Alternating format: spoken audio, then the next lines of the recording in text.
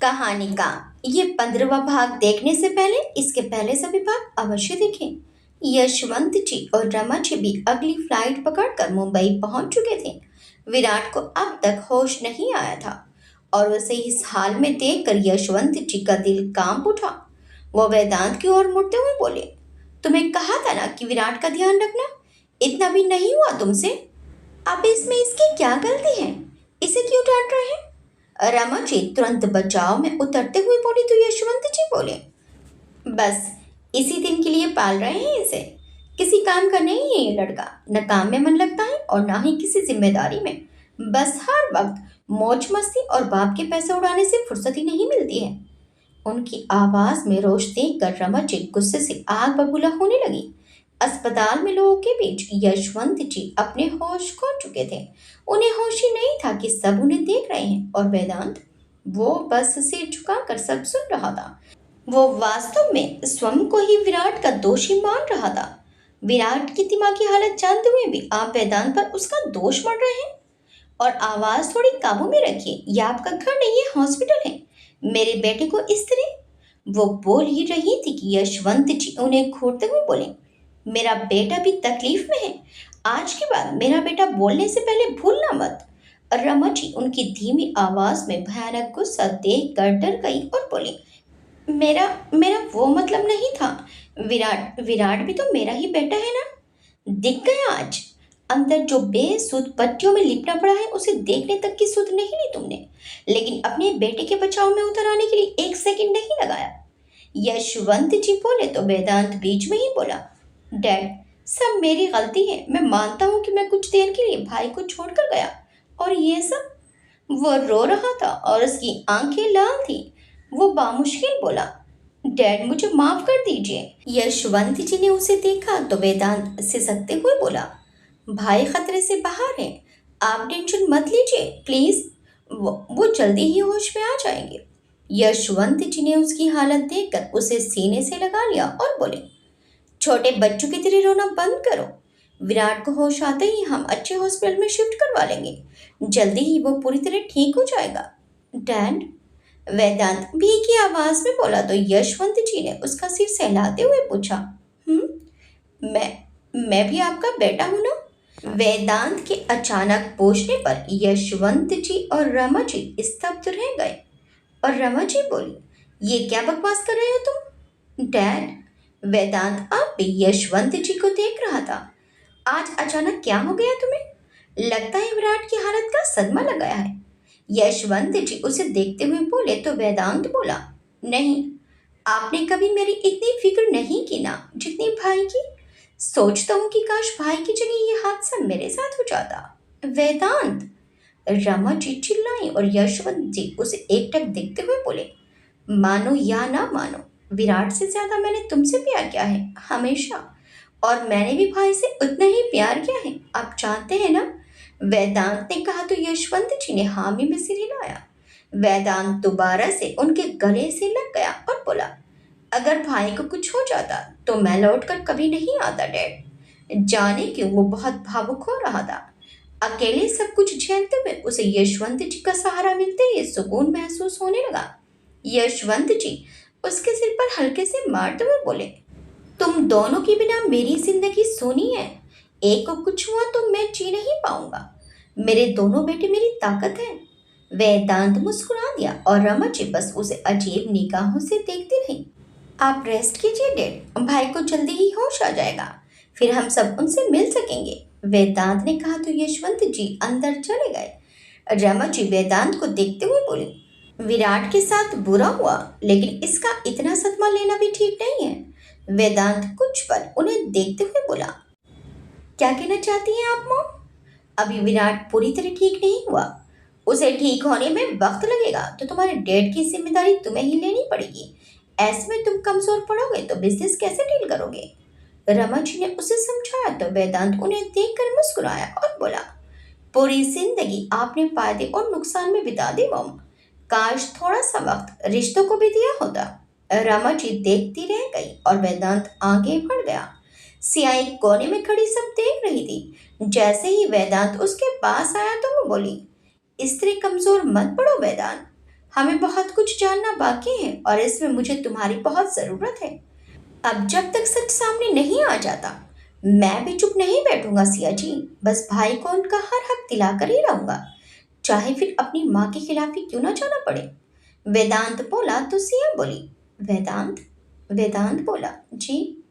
सच चाहे जो भी हो, लेकिन यशवंत अंकल की आंखों में मैंने तुम दोनों के लिए बेतहाशा प्यार देखा है। उन पर कभी शक मत करना। सिया ने प्यार से उसे समझाया तो वो बोला, सच या झूठ नहीं जानता, बस इतना पता है कि मेरे लिए यही रिश्ते सच्चे हैं। खून से हो या ना हो, रिश्ते दिल से बनते हैं और मेरे लिए सबसे बड़ी सच्चाई यही है, ये कभी नहीं बदलेगी। सिया उसे देखती रह गई। मजाक मस्ती में डूबे रहने वाला वेदांत कितना गंभीर हो सकता है, यह आज उसने देखा। उसने सिया के हाथ से कागज लिए और सीधे चला गया। कुछ देर बाद अकेले में उसने वो कागज खोले तो उसमें एक और डीएनए रिपोर्ट थी, वेदांत और विराट की, जो डीएनए मिसमैच रिजल्ट शो कर रही थी। वेदांत की आंखों में एक बार फिर से आंसू भर आए और इस बार वो खुद को संभाल नहीं पाया। इधर अभिजीत अस्पताल में पहुंच चुका था। देखिए, इतना पुराना रिकॉर्ड ढूंढने में वक्त तो लगेगा और ऊपर से इतना पुराना रिकॉर्ड डिजिटल फॉर्म में भी नहीं होगा। पुरानी फाइलों को देखने में वक्त लगता है। अस्पताल के मैनेजमेंट के किसी कर्मचारी ने उसे समझाया तो वो बोला, देखिए मैं समझता हूँ, लेकिन ये बहुत ज़रूरी है। किसी के लिए उसके पूरे अस्तित्व का सवाल है। बात आपकी सही है, हर इंसान का अस्तित्व उसके जन्म से ही जुड़ा है, लेकिन फिर भी इसमें समय तो लगेगा। फिर से कर्मचारी ने अभिजीत को समझाने का प्रयास किया तो अभिजीत बोला, मैं खुद रिकॉर्ड रूम में चलकर ढूंढने में आपकी मदद करूंगा, बल्कि आप किसी को खड़ा रखिए। कैमरे की सर्विलांस भी होगी ही, मुझे जाने दीजिए बस। ऐसा नहीं होता है, आप समझने की कोशिश कीजिए। आप एक आवेदन लिख कर दे दीजिए, हम प्रक्रिया के तहत जांच करके आपको बता देंगे। उसने कहा तो अभिजीत उसे घूरते हुए बोला, और उस प्रक्रिया जितना वक्त नहीं है मेरे पास। सरकारी काम में समय तो लगता है। कर्मचारी ने जैसे ही कहा वैसे ही अभिजीत मुस्कुरा दिया और उसे देखकर बोला, थैंक यू वेरी मच। उसे देखकर कर्मचारी हैरानी से बोला, थैंक यू किस बात का? बस यही बताने के लिए कि सरकारी काम में कितना वक्त लगता है।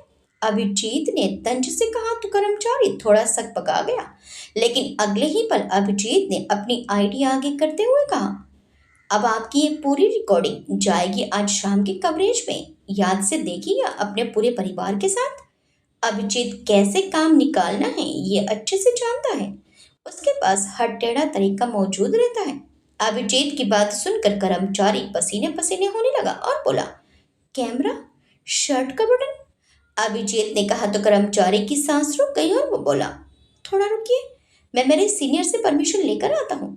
अभिजीत के चेहरे पर तसल्ली के भाव आ गए। आज पहली बार उसने अपनी पत्रकारिता का गलत फायदा उठाया था, और वो भी झूठ बोलकर। उसके पास कोई कैमरा था ही नहीं, लेकिन शायद उसकी मदद इसके बिना संभव भी नहीं थी। कुछ देर बाद वो कर्मचारी लौटा और बोला, आप चलिए रिकॉर्ड रूम में। अभिजीत सुकून से उसके पीछे चल दिया। लगातार कई घंटे देखने के बाद कर्मचारी बोला, जी नहीं, न इस नाम का कोई रिकॉर्ड है और ना ही आपके माता पिता का कोई रिकॉर्ड है जिनके इस दिन या आसपास कोई बच्चा हुआ हो। अभिजीत खामोश सा सब देख रहा था, लेकिन यकीन करना उसके लिए मुश्किल था। कोई ऐसा रिकॉर्ड जो हमने नहीं देखा? अभिजीत ने पूछा तो कर्मचारी बोला, लगभग हमने उस महीने का पूरा ही रिकॉर्ड देख लिया है। कोई संभावना होती तो अब तक मिल जाता। अभिजीत अब की बार बोला, थैंक यू। कर्मचारी डरते हुए बोला, अब तो कुछ नहीं होगा ना, निश्चित रहिए। अभिजीत ने उसके कंधे पर हाथ रखा और बाहर चला आया। एकांत में आकर वो जोर जोर से सांस लेने लगा, खुद को शांत करने लगा, लेकिन ऐसा ना हो सका। अंत में वह खुद को शांत करने के लिए जोर से चिल्लाया और फूट फूट कर रोने लगा। बहुत देर रो लेने के बाद उसे थोड़ा हल्का महसूस हुआ तो वो थका हुआ सा घर लौट आया। मालती जी चौखट पर बैठी उसका ही इंतजार कर रही थी कि उसके बिखरे बाल और लाल आंखों के साथ आता हुआ अभिजीत दिखाई दिया। अभिजीत, वो घबराते हुए उठी और उसे देखकर बोली, कहाँ चला गया था और ये कैसी हालत कर ली है? उन्होंने प्यार से उसके बालों में हाथ फेरा तो अभिजीत उन्हें एकटक देखते हुए बोला, क्यों माँ, क्यों किया आपने ऐसा? बदले में मालती जी स्तब्ध से उसे देखती रह गई। कुछ देर उसे देखने के बाद उनकी आंखों से आंसू बहते चले गए। उन्हें भी आभास था कि अभिजीत आज सच जानकर ही मानेगा और उनका डर आज सच साबित हो गया था। अभिजीत और मालती जी दोनों रो रहे थे, लेकिन किसी के गले से कोई आवाज नहीं आ रही थी। कुछ देर के बाद एक कोने में बैठा अभिजीत चुपचाप अपनी माँ की बात सुन रहा था। वो उसे सब कुछ बताते हुए रो रही थी। अभिजीत पत्थर बनकर सब सुन रहा था, लेकिन उसकी हिम्मत नहीं हो रही थी कि वो अपनी माँ को संभाले। कैसे संभालता? खुद ही टूटा हुआ था, अपनी सच्चाई से वाकिफ था और कुछ हद तक नहीं भी। अभिजीत सारी रात अकेले में आंसू बहाता रहा।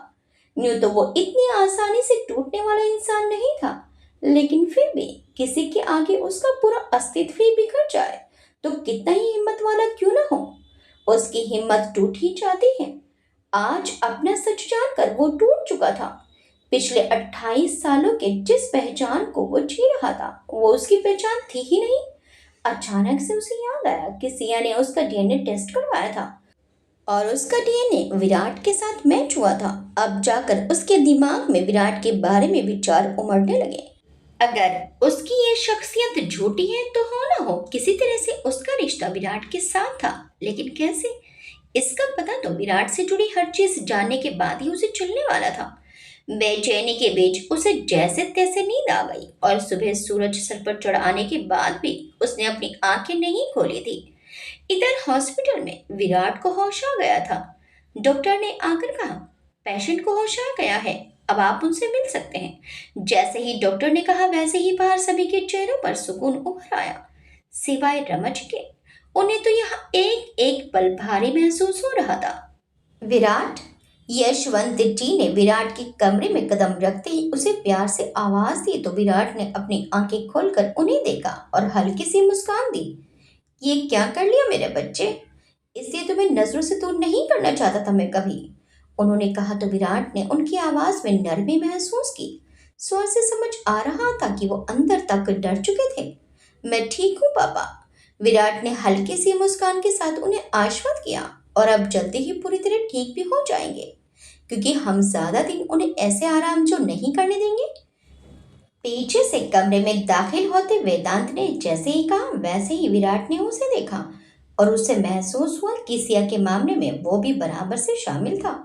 उसकी नजरों में नाराजगी बनी हुई थी, इसलिए उसने बिना कुछ कहे अपनी नजरें यशवंत जी पर कर ली। वेदांत को भी बहुत तकलीफ हुई। पहली बार जान से ज्यादा चाहने वाले भाई ने इस तरह उससे नजरें फेरी थी। वेदांत के दिल में तेज दर्द उठा, लेकिन उसने जल्दी ही खुद को संभालते हुए मुस्कान धारण कर ली और बोला, वैसे डैड, कब ले जा रहे हैं हम भाई को? कल। आज शाम तक डॉक्टर्स की ऑब्जर्वेशन में रहेगा और कल हम इसे ले जाएंगे, यशवंत जी ने जवाब दिया तो विराट हैरानी से बोला, कहाँ? वापस जयपुर हमारे घर, यशवंत जी ने कहा तो विराट बोला, ऐसी कंडीशन में? कुछ नहीं, वो सब तुम मुझ पर छोड़ दो, मैंने सब इंतजाम कर लिया है, सब हो जाएगा, उन्होंने विराट की चिंता भांपते हुए कहा तो विराट फिर कुछ और नहीं बोल सका। डैड ने आपके होश में आने तक मुझे बहुत डांटा है, कहते हैं कि मैं जिम्मेदार हूं इन सब का, वेदांत ने जैसे ही कहा विराट ने उसकी ओर देखा। वो आज भी बचपन की तरह कभी कभी उससे लाड जताता और अपनी जायज नाजायज मांगे पूरी करवाता था। देखा जाए तो एक वही अकेला था जो उसके करीब था, और मैंने भी मान लिया कि इस सब का कसूरवार कहीं ना कहीं मैं ही हूँ। जैसे ही उसने कहा वैसे ही विराट उसे देखने लगा। यशवंत जी बोले, गुस्से में बोल दिया था, अब तुम दिल से मत लगा लेना इस बात को, लेकिन ये बिल्कुल सच है डैड, वेदांत ने कहा तो विराट और वेदांत एक दूसरे को देखने लगे।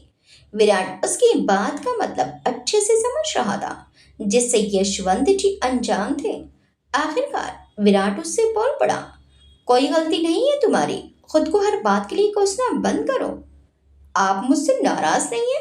वेदांत ने उसे पिघलता देखकर पूछा तो विराट बोला, नाराज तो हूं, लेकिन इसका मतलब ये नहीं कि इस एक्सीडेंट के पीछे तुम्हें कसूरवार मानूं। वेदांत उसकी बात सुनकर मुस्कुरा गया। उसे ये तो समझ आ गया था कि उसका भाई नाराज था, लेकिन किसी भी हाल में उसे खुद को दोषी भी नहीं मानने देगा। कैसे हो सकता है कि वो उसका सगा भाई नहीं है, उनका खून का रिश्ता नहीं है? सोचकर उसकी आंखें फिर से भर आई। ये देखकर विराट को लगा कि वो फिर से खुद को दोषी मान रहा है। इसलिए इस बार उसने वेदांत को इशारे से अपने पास बुलाया। वेदांत अपने आंसू पोंछता हुआ उसके पास आ गया तो विराट बोला, छोटे बच्चों की तरह रोने से क्या फायदा? जब भी अपनी अकल इस्तेमाल करनी होती है, तब तो दूसरे की अकल से काम लेते हो। उसकी बात सुनकर वेदांत हैरान रह गया और बोला, नहीं पर मुझे किसी ने। बाद में विराट ने इतना बोलकर वही बात खत्म कर दी और बोला, इस चोट से ज्यादा तुम्हारा रोता हुआ चेहरा देखना दुख देता है। सॉरी भाई। वेदांत ने एक बार में हर चीज के लिए माफी मांगी, जिस पर विराट मुस्कुरा कर रह गया। यशवंत जी अपने दोनों बेटों को इस तरह देखकर फिर से प्रफुल्लित हो उठे।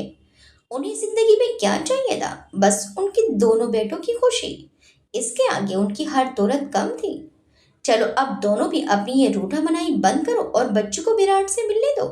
यशवंत जी ने उठते हुए कहा तो विराट ने चौंकते हुए उन्हें देखा और फिर हैरानी से बोला, बच्ची, सिया कब से तुम्हारे होश में आने के इंतजार में बाहर बैठी है, सोई तक नहीं है रात भर। उन्होंने जैसे ही कहा वैसे ही विराट आश्चर्य से बोला, सिया यहाँ मुंबई में है? तुम्हारे एक्सीडेंट की खबर सुनकर भागी भागी आई थी। वेदांत ने बताया कि तुम्हारे ऑपरेशन के वक्त भी वो पूरी टीम के साथ मौजूद थी। यशवंत जी ने उसे बताया तो वह वेदांत को देखने लगा, लेकिन उसके पास कोई जवाब ही नहीं था। वो बोला, मैं बुलाकर लाता हूँ उन्हें। यशवंत जी मुस्कुराकर बोले, पहली बार मुझे तुम्हारी पसंद पर इतना गर्व है विराट। सिया से पहली बार में ही लगाव हो गया था, लेकिन हर गुजरते वक्त के साथ उसे देखकर लगा कि इससे बेहतर जीवन संगनी तुम्हें कभी नहीं मिल सकती। सच कहूं तो उसमें मुझे तुम्हारी माँ की छवि दिखती है। वो भावुकता से बोले तो विराट खामोश रह गया और मन ही मन बोला, मत दीजिए उसे इतना बड़ा दर्जा। सिर्फ धोखा देना और दूसरों को छुड़ना जानती ही ये लड़की। परिस्थितिवश वो खामोश रहा और यशवंत जी भी बाहर चले गए। कुछ देर के बाद सिया अंदर आई तो विराट ने अपनी आंखें मूंद ली। सिया के कदम उसे देखते ही ठहर गए। वो जानती थी कि विराट का सामना करना उसके लिए मुश्किल होने वाला था। खैर, वो धीमे कदमों से अंदर आई और बोली, सो रहे हो? विराट ने कोई जवाब नहीं दिया तो सिया उसके पास बैठकर बोली, तुमसे नाटक नहीं होता। कैसे होगा? उसमें तुमने जो डिग्री हासिल कर रखी है। अचानक से विराट ने उसकी बात सुनकर आंखें खोली और नफरत से उसे देखते हुए कहा, कहा तो यहाँ आने से पहले उसने विराट की आंखों में अलग जज्बात देखे थे और अब वो बिल्कुल बदल चुके थे। इसका अंदाजा तो उसे पहले से था, लेकिन इतना दर्द होगा ये उसने नहीं सोचा था। कैसा महसूस कर रहे हो? सिया ने उसकी बात को नजरअंदाज करके पूछा तो विराट उसे एक टक देखते हुए बोला, सच में सुनना चाहती हूँ, कैसा महसूस कर रहा हूँ, कितना दर्द में हूँ? सिया का दिल भर आया। वो जानती थी कि विराट किस बारे में बात कर रहा है। विराट, सिया बेबसी से बोली तो विराट नफरत से बोला, क्यों डॉक्टर सिया, मैं ही क्यों? आपने भी पागल ही समझा ना, इसलिए ये सब प्यार का नाटक। विराट ने जैसे ही कहा तो सिया बोली, मजबूर थी मैं विराट। कैसी मजबूरी, जिसने आपको मेरे साथ इतना बड़ा धोखा करने पर मजबूर कर दिया? विराट ने पूछा तो सिया बोली, तुम जान देने जा रहे थे अपनी, और अब बचा लिया आपने मुझे। गलत डॉक्टर सिया, मार दिया आपने मुझे जीते जी। नहीं समझ पाएंगे आप, प्यार जो नहीं किया कभी किसी से। विराट ने बोलते हुए नफरत से उससे नजरें फेर ली। विराट, सिया ने नम आंखों से कहा तो विराट बोला, हाथ जोड़ता हूँ आपके, बख्श दीजिए मुझे, छोड़ दीजिए मेरा पीछा और बंद करिए अपना ये नाटक। सिया उसे देखती रह गई और विराट बोला, मैं पापा को सब समझा दूंगा, अब ये खेल यहीं खत्म कीजिए। नहीं कर सकती। उसकी बात खत्म करते ही सिया ने जवाब दिया और विराट उसे हैरानी से देखने लगा। नहीं कर सकती खत्म, क्योंकि जिस मकसद से ये शुरू हुआ था वो मकसद अब भी बाकी है। सिया एकदम प्रोफेशनल रूप में आ गई और उसे ऐसे देखकर विराट भी हैरान रह गया। कहना क्या चाहती हैं आप? विराट ने उससे पूछा तो वो बोली, तुम्हें जानकर दुख तो बहुत होगा, लेकिन बताना मेरा फर्ज है। तुम्हारे घर में तुम्हारा कोई अपना ही तुम्हारा दुश्मन है। व्हाट? अब ये नया नाटक शुरू किया है आपने? विराट ने उसे देखकर गुस्से से कहा तो सिया बोली, मेरा अपना प्रोफेशन है, ठीक ठाक कमाती हूँ और तुम्हारे जैसे 10 केस दिन में डील करती हूँ। अब तुमसे मेरा और क्या फायदा हो सकता है जो मैं नाटक करूं? साफ साफ कहिए क्या कहना चाहती हैं आप? विराट ने गुस्से में कहा तो सिया मुस्कुराकर बोली, तो साफ साफ सुनो, तुम्हारी दवाई कोई बदल रहा था जिससे तुम्हारी मेंटल कंडीशन खराब होती जा रही थी और डॉक्टर आरोही के ट्रीटमेंट का तुम पर कोई असर नहीं हो रहा था। ये आपसे किसने कहा? विराट ने पूछा तो सिया बोली, मैंने खुद तुम्हारे कमरे में दवाइयां देखी थी। जब मैं तुम्हारे घर आई थी वो दवाइयां तुम्हें डॉक्टर आरोही ने प्रेस्क्राइब नहीं की थी। मतलब साफ है कोई तुम्हारी दवाइयां बदल रहा था और नहीं चाहता कि तुम ठीक हो। लेकिन कोई ऐसा क्यों चाहेगा? विराट ने पूछा तो सिया ने उसके आगे एक डीएनए रिपोर्ट बढ़ा दी। ये क्या है? विराट ने पूछा तो सिया मुस्कुराकर बोली, मैं समझी थी तुम पढ़े लिखे हो। विराट ने उसका ताना सुनकर एक हाथ से धीरे से कागज लिया और उसे पढ़ते हुए गुस्से से बोला, ये कैसा मजाक है? या फिर कारण है तुम्हें ठीक ना होने देने का? सिया ने कहा तो विराट उसे घूरते हुए बोला, वेदांत मेरा भाई है और ये सच कभी नहीं बदलेगा भाई। वेदांत ने कमरे में आते हुए कहा तो विराट हैरान रह गया और बोला, तुम तुम्हें पता है? मेरे ब्लड देने पर ही ये रिपोर्ट बनी है भाई। वेदांत गंभीर था। चल क्या रहा है वेदांत? विराट अब झुंझलाकर बोला तो सिया बोली, बहुत कुछ पुराने राज हैं जो शायद वजह बने हैं तुमसे दुश्मनी की और उसी का पता लगाने के लिए हमें आगे भी साथ काम करना पड़ेगा। आप नाटक करने को कह रही हैं? विराट ने सिया को घूरते हुए पूछा तो वो मुस्कुराकर बोली, अभी तक भी तो तुम्हारे मॉम डैड के सामने हम नाटक ही कर रहे थे ना। वो बात अलग थी। विराट बोला तो सिया ने कहा, कैसे अलग थी? तब तो मैं डॉक्टर थी तुम्हारी और तुम भागे भागे मेरे पास आए थे इस फ्रेम में मदद मांगने। सब आपकी वजह से हुआ था। विराट उसे घूरते हुए बोला तो सिया ने कहा, तो कुछ दिन और झेल लो। जैसे ही हम इन सब की जड़ तक पहुंच जाएंगे वैसे ही ये सब नाटक खत्म और तुम आजाद। बहुत पसंद है ना आपको नाटक करना? विराट ने उसे घूरते हुए कहा तो सिया खामोश हो गई। क्या बताती वो कि इस नाटक में कब सच में वो विराट से प्यार कर बैठी, खुद भी नहीं जानती थी वो। भाई प्लीज हमें सिया जी की जरूरत है, वेदांत ने कहा तो विराट खामोश हो गया। सिया ने भी खुद को संभाल लिया और बोली, तो उम्मीद है हम अब भी मंगेतर हैं। विराट उसकी बात पर उसे घूरता रहा और सिया मुस्कुराकर बोली, फिर मिलते हैं, टेक केयर वेदांत। अंत में वो वेदांत की ओर मुड़ते हुए बोली तो विराट उसे आश्चर्य से जाते हुए देखता रह गया और वेदांत ने अपना सिर हिला दिया। इधर अभिजीत अभी भी नहीं उठा था। मालती जी दूर से उसे कितनी बार देख चुकी थी लेकिन पास जाने की हिम्मत नहीं कर रही थी। इतनी देर होने पर उन्हें कुछ डर सा महसूस होने लगा। उन्होंने अपने आप को मजबूत बनाया और अभिजीत के पास चल पड़ी। वो अभिजीत के पास पहुंची ही थी कि अभिजीत का मोबाइल बज पड़ा और उसके साथ ही अभिजीत की नींद में खलल भी। अभिजीत ने आंखें मलते हुए मोबाइल को देखा जिस पर मनजीत का नाम चमक रहा था। उसने कुछ सोचते हुए उसका फोन उठाया और बोला, बोलिए मनजीत साहब। लेकिन सामने से कुछ आवाज नहीं आई तो अभिजीत दोबारा बोला, मनजीत साहब। इस दफा फिर आवाज नहीं आई तो अभिजीत ने मोबाइल सामने किया और फिर उसे अच्छे से देखते हुए दोबारा फोन कान पर लगा लिया और बोला, कौन? इस बार सामने से धीमी सकुचाई सी आवाज सुनाई दी, मैं शनाया।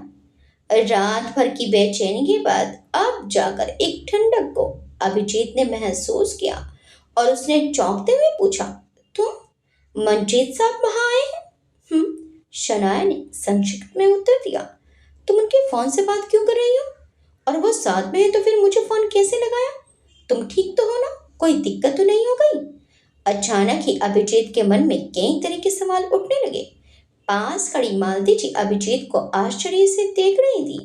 पहली बार उनका अभिजीत किसी लड़के से इस तरह बात कर रहा था, उसकी इस तरह फिक्र कर रहा था।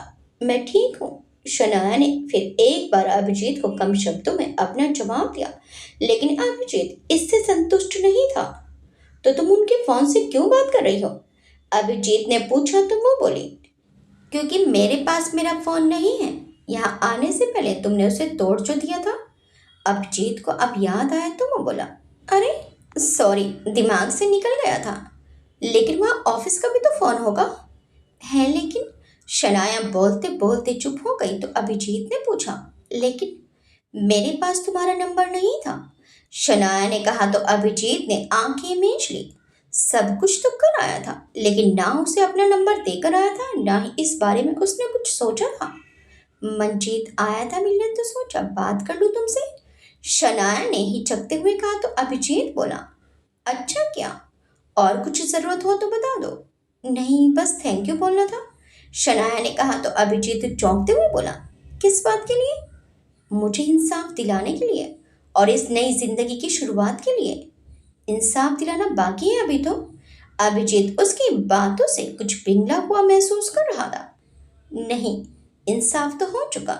जैसे ही शनाया ने कहा तो अभिजीत ने हैरानी से पूछा, क्या मतलब अब तो संजीव चतुर्वेदी के खिलाफ सबूत ही सबूत सामने आ गए हैं, तो पुलिस किसी भी वक्त उसे अरेस्ट कर ही लेगी। शनाया ने कहा तो अभिजीत बुरी तरह चौंक गया। पिछले 26 घंटों से उसे कोई होश ही नहीं था कि उसकी कोई प्रोफेशनल जिंदगी भी है। उसने पूछा, कुछ ऐसा है क्या जो मैं नहीं जानता। कल ऑफिस नहीं गया था, तुम्हें नहीं पता। शनाया ने हैरानी से पूछा तो अभिजीत बस कल का गुजरा हुआ दिन याद कर रहा था, जिसमें उसका अस्तित्व और उसकी बुनियाद हिल चुकी थी। अब इससे बड़ी बात और क्या हो सकती थी। तुम ही बता दो। अभिजीत ने उसकी बात टालने के उद्देश्य से कहा तो शनाया बोली, खुद ही टीवी पर देख लो। शनाया ने अपनी बात कहकर फोन काट दिया तो अभिजीत ने हड़बड़ाकर टीवी ऑन किया और न्यूज में हर तरफ मैं भी का शोर मचा हुआ था। हर वो अभिनेत्री और मॉडल्स जो संजीव चतुर्वेदी की गंदी नियत या ब्लैकमेलिंग का शिकार हो चुकी थी, अब शनाया और महिमा सिंह के बाद खुलकर सामने आ चुकी थी। किसी भी तरह की हरेसमेंट या कास्टिंग काउच के अपने अनुभव भी वो बेधड़क सोशल मीडिया पर रख रही थी, और एक के बाद एक कतार में कई सारी मॉडल्स और अभिनेत्रियों ने संजीव चतुर्वेदी और कुछ और बड़ी हस्तियों के खिलाफ खुलकर मोर्चा खोल दिया था। ये देखकर अभिजीत की आंखों में विस्मय और होंठों पर मुस्कान थी। कहीं न कहीं उसका उद्देश्य पूरा हुआ था। शनाया के इंटरव्यू और अपनी साख मजबूत करने के अलावा भी उसका कोई उद्देश्य होगा, ये उसने नहीं सोचा था। लेकिन वक्त के साथ शनाया का इंटरव्यू ही नहीं, बल्कि उसको इंसाफ दिलाना भी उसके लिए जरूरी हो गया, और अब उसे वो सुकून मिल रहा था जो वो कब से नहीं पा सका था। उसने थोड़ी सी गर्दन हिलाई तो आंखों के कोने से मालती जी की छवि दिखाई दी। उसने तुरंत ही उनकी ओर देखा तो मालती जी की आंखें नम थी। वो उससे फिर से माँ सुनने के लिए तरस रही थी। माँ। तभी अभिजीत के मुंह से वो शब्द निकले जो उन्हें अमृत से प्रतीत हुए। अभिजीत। वो उसकी आवाज सुनकर एक बार फिर ममता से भर उठी और फपक पड़ी। अभिजीत ने उठकर उन्हें गले से लगा लिया और मालती जी पूरी तरह से उसके आसरे हो गई। वो रोते हुए बोली, मैं मेरी ममता के हाथों मजबूर हो गई थी अभिजीत, और कुछ मेरी समझ में नहीं आया था। मुझे मुझे माफ कर दे बेटा। माँ। अभिजीत ने उन्हें सहारा देते हुए कहा, माफी मांगने की कोई जरूरत नहीं है माँ। ये तो आपका उपकार है कि आपने मुझे पाला। मुझे कभी महसूस ही नहीं होने दिया कि मैं आपका और पापा का बेटा नहीं हूँ। आपने मेरा हर नखरा और नाराजगी सहकर मुझे पाला है। आपसे ही माँ शब्द जाना है मैंने, और मेरे लिए आप ही मेरी माँ है। अभिजीत के इन शब्दों ने जैसे उन्हें अपराध बोध से मुक्ति दे दी। मैं बहुत डर गई थी अभिजीत। मालती जी अब बेसिसक रही थी। इतनी बड़ी सच्चाई सामने आने के बाद मुझे कुछ समझ ही नहीं आया। अभिजीत ने कहा तो मालती जी बोली, मुझे छोड़कर मत जाना अभिजीत। मेरे जीने का एक ही सहारा और एक ही मकसद है, तू। नहीं चाहूंगा माँ। अभिजीत ने उन्हें आश्वस्त किया तो वो उसे देखकर बोली, सच में। बहुत कुछ जानना है माँ। इस सच्चाई से इनकार नहीं कर सकता कि कल पहली बार अपने भाई से मिला हूं मैं। मतलब कोई तो परिवार होगा ना मेरा जिससे मैं कभी अलग हुआ हूँ। अभिजीत। मालती जी डर के मारे उसे देखने लगी तो अभिजीत बोला, अपना बेटा बनाकर पाला है आपने, लेकिन कोई तो पहचान होगी ना मेरी। मुझे उसे जानने से मत रोको माँ। मैं वादा करता हूँ चाहे सच्चाई कुछ भी हो, लेकिन आप हमेशा मेरी माँ रहेंगी। पर अभिजीत, वो अब भी डर के साए तले दबी थी तो अभिजीत बोला, मत रोको माँ, इतना जानने का तो हक मेरा और मेरे भाई का भी बनता है। उसने मेरी मुसीबत अपने सर ले ली, अब मेरी बारी है। माँ मत रोको। ठीक है, लेकिन याद रखना, तेरे बिना तेरी माँ जी नहीं पाएगी। मालती जी ने कहा तो अभिजीत बोला, अभिजीत के लिए भी बस माँ आप ही हैं। दोनों ने एक दूसरे को गले लगाया और अभिजीत अपना सामान बांध कर निकलने लगा। सामने ही सलोनी आंगन में पौधों को पानी दे रही थी। उसने अभिजीत और मालती जी को देखा तो दोनों की सूरत और हाल देखकर उसे कुछ अटपटा सा लगा। अभिजीत की भी जैसे ही उससे नजर मिली तो वो बिना रुके उसके पास आया। मालती जी को अंदेशा था कि अब वो क्या करने वाला है। सलोनी, तुझे मैं पसंद था ना? अभिजीत ने पूछा तो सलोनी के मुंह पर ताला लग चुका था। वो समझ ही नहीं पा रही थी कि क्या जवाब दे। लेकिन अभिजीत ने बिना रुके ही अगले पल कहा, अगर मैं कहूं कि मैं अभिजीत ही नहीं तब? सलोनी हैरानी से उसे देखने लगी तो अभिजीत बोला, मैं इस घर का बेटा नहीं, मंदिर की सीढ़ियों पर आए को पड़ा मिला लावारिस लड़का हूं। अभिजीत, मालती जी तड़प कर बोली तो अभिजीत उन्हें देखते हुए बोला, उसका जानने का पूरा हक बनता है माँ। ये तुम क्या कह रहे हो? सलोनी कभी मालती जी को तो कभी अभिजीत को देखकर बोली तो अभिजीत बोला, मैं जा रहा हूँ खुद की पहचान तलाशने। ऐसी पहचान के साथ मैं तुझे नहीं अपना सकता जिसमें मुझे ही मेरा अस्तित्व नहीं मालूम हो। अभिजीत, सलोनी भी उतनी ही स्तब्ध से उसे देख रही थी, लेकिन अभिजीत नहीं रुका और बोला, पता नहीं कितना वक्त लगेगा, लेकिन मैं चाहूंगा तू मेरा इंतजार ना करे। और लौटा तो जरूर शादी करूंगा तुझसे, लेकिन इस रास्ते में तुझे इंतजार करने को नहीं कहूंगा। तुम सलोनी को कुछ समझ ही नहीं आया। जानता हूँ आसान नहीं है तेरे लिए, लेकिन अभिजीत, सलोनी ने उसे और मालती जी को देखते हुए कहा, अकेले में बात करें। अभिजीत भी सहमति देकर उसके पीछे चल पड़ा। कुछ देर के बाद दोनों सलोनी की छत पर थे। एक ही दिन में इतना कुछ हो गया अभिजीत, काकी का क्या? सलोनी ने पूछा तो अभिजीत बोला, जानता हूं कि माँ का मेरे अलावा कोई नहीं है सलोनी, लेकिन इस तरह अपनी पहचान सामने होने पर भी मैं उससे भाग नहीं सकता। समझती हूँ, लेकिन काकी ने तो तुम्हें ही हमेशा अपना बेटा माना है ना? सलोनी ने पूछा तो अभिजीत बोला, मैं ना इस सच से भाग सकता हूँ और ना उस सच से। सच से हम नहीं भाग सकते अभिजीत। जाने क्यों सलोनी का मन भर आया। तुझे क्या हुआ? अभिजीत ने सलोनी की आंखों में आंसू देखते हुए पूछा तो उसने आंसू पोंछते हुए नाम में सिर हिला दिया। माँ के लिए परेशान मत हो, बस कुछ वक्त उनका ख्याल रखना, अभिजीत ने कहा तो सलोनी उसे देखते हुए बोली, ये बात तुमने मुझे क्यों बताई? क्योंकि तेरा हक बनता है मुझसे जुड़ी हर बात जानने का। फिर तो वो हक तुम्हारा भी बनता है, सलोनी ने कहा तो अभिजीत उसे एक टक देखने लगा। क्या कहना चाहती है? अभिजीत अब उसको देखते हुए बोला तो सलोनी की आंखें आंसू से सराबोर हो चुकी थी और वो बोली, जिससे तुम एक भी सच नहीं छुपाना चाहते, उसने तुम्हें खुद बहुत बड़ा धोखा दिया है। क्या मतलब? अभिजीत ने पूछा तो सलोनी ने रोते हुए कहा, उस रात बोलते हुए वो जोर से रो पड़ी। सब सच जानकर अभिजीत भी सदमे में था। उसकी हालत वही जानता था। कितनी मुश्किल से उसने खुद को मनाया था माँ की ख्वाहिश पूरी करने के लिए, लेकिन सलोनी के इस सच ने सब कुछ बदल कर रख दिया। मुझे मुझे माफ कर दो अभिजीत, बोलते हुए सलोनी ने रोते हुए उसके आगे हाथ जोड़ लिए। अभिजीत ने उसके हाथ नीचे करते हुए कहा, पहले मुझे एक बार अच्छे से सोचकर बताना, क्या सच में उस रात तुझसे गलती हुई थी या फिर बात कुछ और है? सलोनी उसे आश्चर्य से देखने लगी तो अभिजीत बोला, जरूरी नहीं कि जवाब आज ही दे, लेकिन जब भी दे सोच समझ कर देना। सलोनी वहीं खड़ी रह गई और अभिजीत तेजी से वहां से निकल गया। इधर हॉस्पिटल में विराट को डिस्चार्ज करवाकर यशवंत जी ने विजेंद्र जी की मदद से विराट को जयपुर शिफ्ट करवा दिया। विजेंद्र जी के प्राइवेट जेट से विराट को बिना किसी दिक्कत के सकुशल जयपुर ले आए थे। वो घर पर आकर सारी मेडिकल सुविधाएं यशवंत जी ने अपने घर पर ही उपलब्ध करवा ली थी।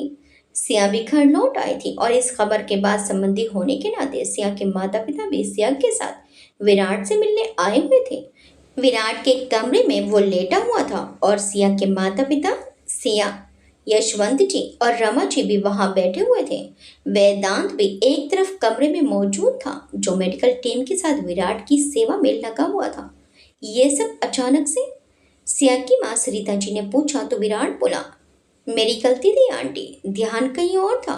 बोलते वक्त उसकी निगाहें सिया पर थी, जिसे सबने देखा और मतलब दूसरा ही निकाला। लेकिन ऐसे सड़क पर ध्यान से चलना चाहिए ना बेटा। कैलाश जी ने भी नसीहत दी तो विराट बोला, अब हर चीज पर ध्यान दूंगा अंकल। उसकी बातों का मतलब समझकर सिया और वेदांत एक दूसरे को देखने लगे, जबकि यशवंत जी बोले, कोई बात नहीं, हमारा विराट ठीक है और यही हमारे लिए बहुत है। हाँ बिल्कुल, वेदांत ने भी कहा तो सभी ने हामी में गर्दन हिलाई। अब सगाई की तारीख टालनी पड़ेगी, सरिता जी ने कहा तो सब उन्हें देखने लगे। वो भी छेड़ गई और बोली, नहीं, मेरा मतलब था कि भाई साहब ने पहले इतनी जल्दी की कि हमें भी समय नहीं मिल सका था। सगाई चाहे कभी भी हो, सिया को इस घर की बहू के रूप में हमने पहले ही स्वीकार कर लिया है। यशवंत जी ने कहा तो सरिता जी की भी चिंता कुछ कम हुई। रमा जी की कुड़न बढ़ी, वहीं विराट और सिया की दिल की धड़कन भी। दोनों एक दूसरे को देखने लगे। वैसे इसी बहाने आपका हमारा घर देखने आना भी हो ही गया। यशवंत जी ने माहौल हल्का किया तो कैलाश जी बोले, लेकिन इसलिए नहीं आना था, बच्चे खुश रहे, हमारे लिए वही बहुत है। और क्या, और आपको फिक्र करने की जरूरत ही नहीं है। आपकी सिया के हाथ तो अलादीन का चिराग जो लगा है, हमारा विराट कहाँ कोई ख्वाहिश अधूरी रहने देगा उसकी। रमा जी ने तंज भरते हुए कहा तो सिया को गुस्सा आने लगा। सिया का मन तो हुआ कि मुंह तोड़ जवाब दे, लेकिन वक्त और हालात उसे ये इजाजत नहीं दे रहे थे। सरिता जी और कैलाश जी का भी चेहरा उतर सा गया था। विराट और उनके परिवार में अच्छा खासा अंतर था। सिया तो गुस्से का घोट भी कर रह गए, लेकिन विराट ने उत्तर देते हुए कहा, अलादीन का चिराग उसे नहीं, मुझे मिला है। सब हैरानी से उसे देखने लगे तो वो बोला, सिया जैसी लड़की जिसे भी मिलेगी उसकी किस्मत खुल जाएगी। तो असल मायनों में उसे नहीं, मैंने अलादीन का चिराग ढूंढा। सिया हैरानी से उसे देखने लगी। इतनी नाराजगी के बावजूद विराट ने रमा जी के सामने उसका साथ दिया था। ना सिर्फ साथ, बल्कि उसका और उसके परिवार का अपमान होने से भी बचाया था। विराट की बात से मैं भी पूरी तरह सहमत हूँ। आपकी बच्ची ने ना सिर्फ हमारे विराट को बल्कि हमारे घर को खुशियों से भर दिया है। लगता ही नहीं कि वो अलग है हमसे। यशवंत जी ने भी विराट का समर्थन किया और वेदांत को तो बस मौका ही चाहिए था तो वो भी बोला, और सिया भाभी जैसी बहू तो इस घर को दिया लेकर ढूंढने से भी नहीं मिलेगी।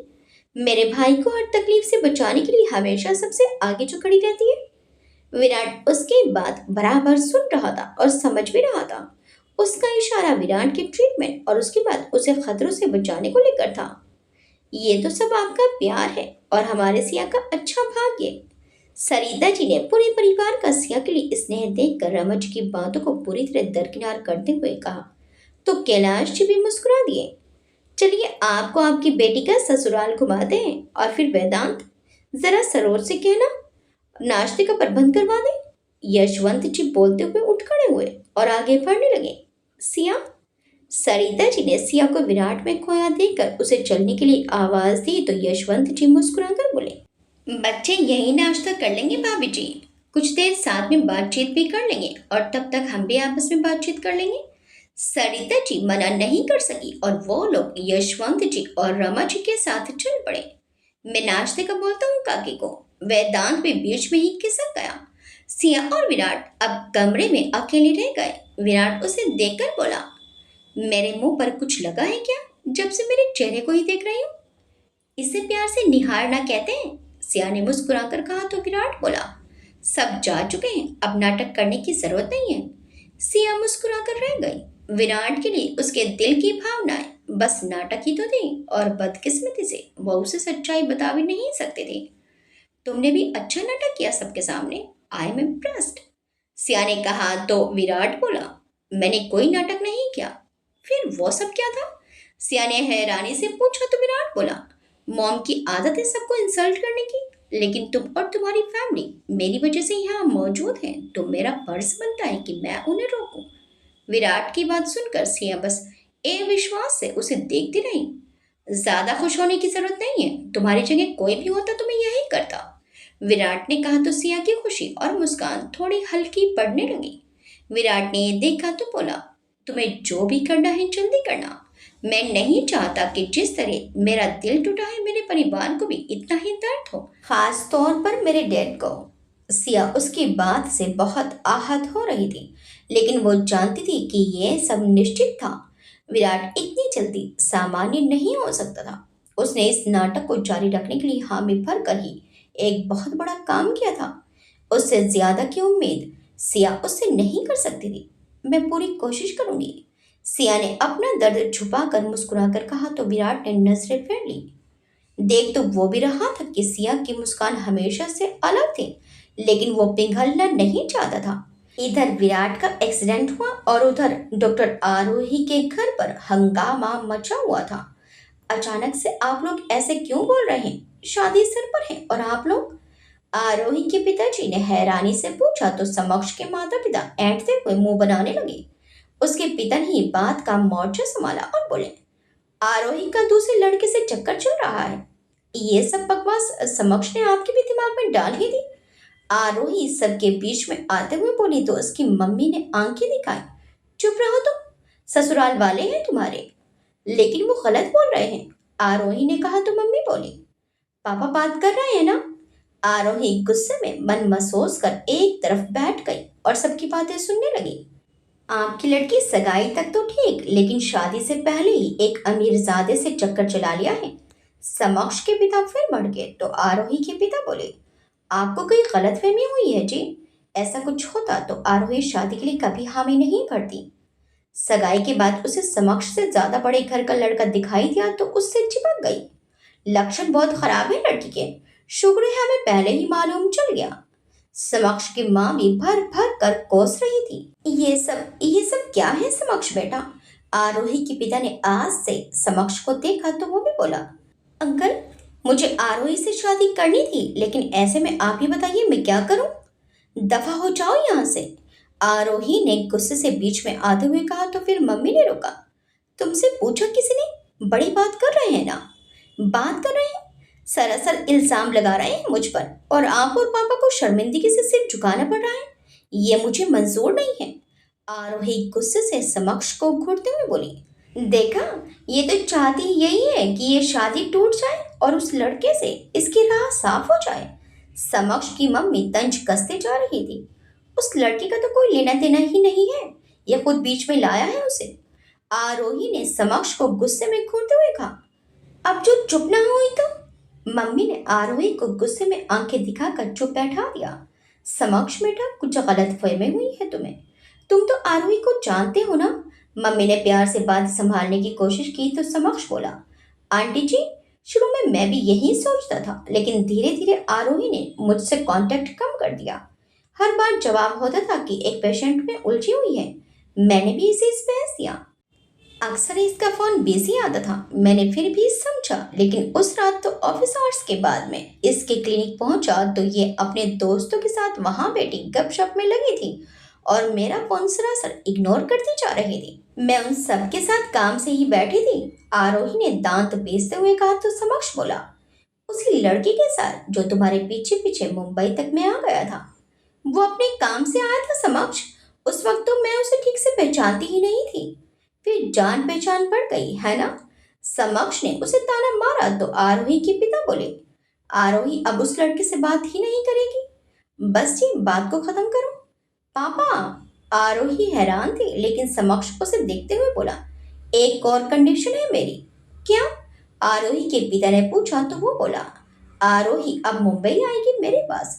डिस्गस्टिंग। आरोही गुस्से से बोली तो मम्मी ने उसे आंखें दिखाते हुए कहा, आ जाएगी आ जाएगी। लड़के तो शादी के बाद वैसे ही ससुराल जाती है, लेकिन वो ससुराल यहीं पर है। आरोही ने दांत पीसते हुए कहा तो समक्ष की मम्मी बोली, लड़का तो बाहर रहता है ना हमारा। आरोही ने सबके सामने बात रखी। समक्ष ने ही मुझसे कहा था कि वो खुद ये कंपनी छोड़ के यहाँ आएगा, क्योंकि उसे फैमिली के साथ रहना है और उसे यहाँ पर अच्छे ऑफर भी मिल रहे थे। पर अब मेरा इरादा बदल चुका है, समक्ष ने ऐंठते हुए कहा तो आरोही उसे देखते हुए बोली, नेवर। क्यों नहीं? मम्मी गुस्से से बोली तो आरोही बोली, बात वो नहीं है कि मैं समक्ष के साथ नहीं जा सकती। बात यह है कि समक्ष ने मुझे शक के कारण वहां बुलाना चाहे और मैं गलत नहीं हूँ। इस बात पर पापा ने देखा कि आरोही वाकई में बहुत दृढ़ थी। वो उसकी सच्चाई का प्रमाण था। देखिए, कभी कभी रिश्तों में ऊंच नीच होती रहती है, लेकिन इसका ये मतलब नहीं कि रिश्ते शर्तों पर बांधे जाएं। आरोही का जमा क्लिनिक है यहाँ। अच्छा खासा नाम कमाया है उसने। नए शहर में फिर से प्रैक्टिस जमाने में वक्त लगेगा और वो ये भी कर लेगी, लेकिन उनके बीच ये शक की दरार मिटना जरूरी है, वरना कल को फिर ऐसी बात समक्ष के दिमाग में घर कर गई तो क्या शहर बदलते ही रहेंगे। उनकी बात बड़ी भी थी और आरोही के पक्ष में भी। उन्होंने रिश्ता बचाने की कोशिश भी की, लेकिन अपनी बेटी को गलत साबित नहीं होने दिया। सॉरी अंकल, इस शहर में जहां वो लड़का भी रहता है, मैं आरोही के साथ रहने का रिस्क नहीं लूंगा। समक्ष ने कहा तो आरोही उसे घूरते हुए बोली, तो क्या तुम जहां लेकर जाओगे वहां नहीं आ सकता? देखा, खुलेआम उस लड़की को बुलाने की बात कर रही है। समक्ष की मम्मी चढ़ बैठी। मैं केवल समक्ष की सीमित बुद्धि में ये बात डालने की कोशिश कर रही हूँ कि इस कुंठित सोच के साथ मेरा तो छोड़िए, वह खुद का जीवन भी अच्छे से नहीं बिता सकता। आरोही ने कहा तो समक्ष उसे देखते हुए बोला, मैं सच में शादी करना चाहता हूँ आरोही, तुम बात को तूल दे रही हो, वो भी उस लड़के की वजह से। बंद करो वो लड़का, वो आया क्या यहाँ? तुम लाए उसे बीच में। शादी करना चाहते हो मुझसे? अगर सच में करना चाहते तो ये तमाशा मेरे घर में नहीं कर रहे होते, मेरे पेरेंट्स को नीचा नहीं दिखा रहे होते, अकेले में मुझसे बात करके सॉर्ट आउट करते।